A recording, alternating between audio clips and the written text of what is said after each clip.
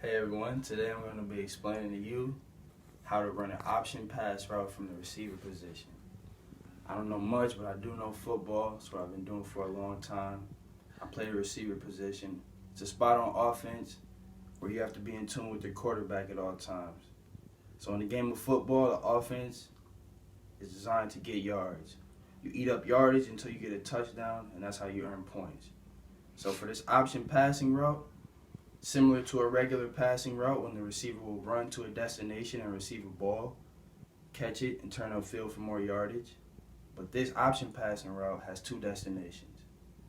So before the snap of the football in a football game, pre-play, the quarterback and receiver have to know where each other are going to be and when the ball is going to be released, so the receiver can be open in the zone, catch the ball, and gain yards for the team. So now, let's take for instance a regular passing route, the 9, the vertical route. The receiver is going to run in a straight line towards the end zone and catch a deep pass.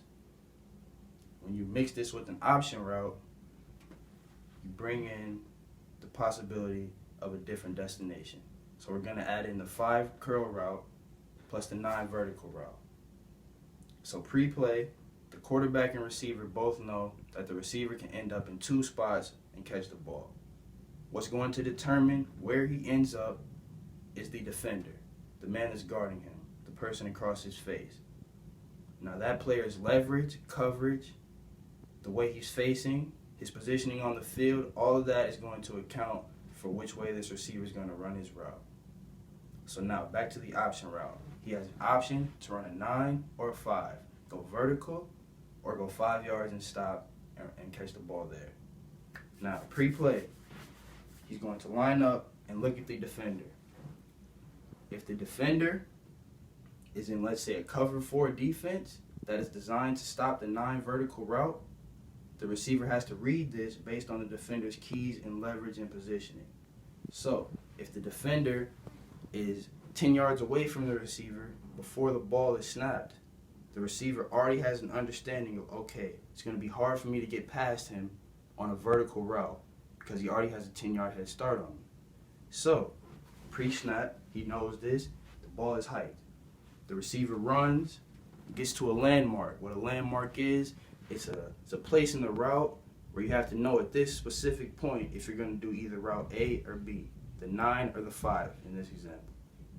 So when you get to the landmark, if his defender has leverage deep, he's positioned over top of him, he's going to break off of his 9 route and turn it into a 5 route and look back at the quarterback for the ball in the open zone. The whole point of the option route is to give you a better probability of getting open in the defense. Certain coverages are designed to stop certain routes. So now this option route gives you a different landing spot, a different zone that you can possibly get into. The cover 4 defense is designed to stop a deep ball. So if you just had a 9 route called for you as a receiver on this play against a cover 4 defense, chances are you won't get open. That's just how football works, just mostly a chess game. But if you design an option route into that play call, you as a receiver now can get open underneath the coverage and you don't have to go deep. But if you were only given the 9 route, and now as you're running it in the play, you see that you can't get open based on the coverage that's being given to you, you can't stop and turn it into a 5 route because your quarterback's expecting you to be down there, vertical, as the 9 route is called.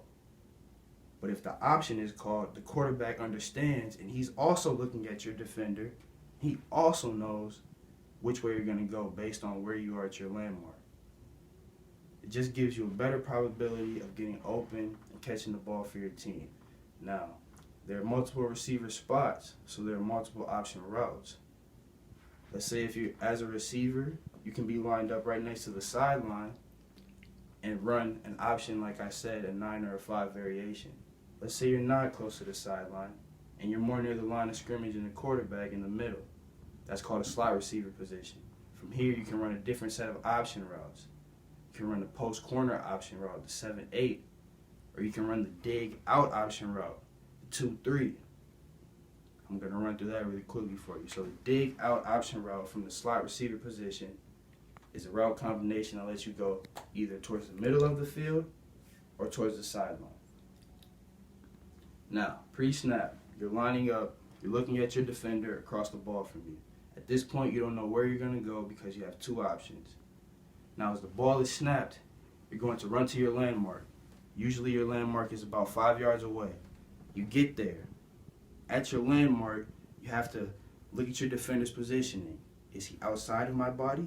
Is he shading me inside of my body? Is he far away from me? Is he up close trying to press me? All of these things have to be accounted for, and you have to know them. Now, based on his leveraging, if he's inside of me at my landmark, I'm not going to run the inside route. I'm going to take it outside because I have a better chance of being open there. You just want to find open space on the field and go where a defender is not. That's the whole point of the option route. The quarterback also knows this. You both are just trying to get more yards for your team and complete a play.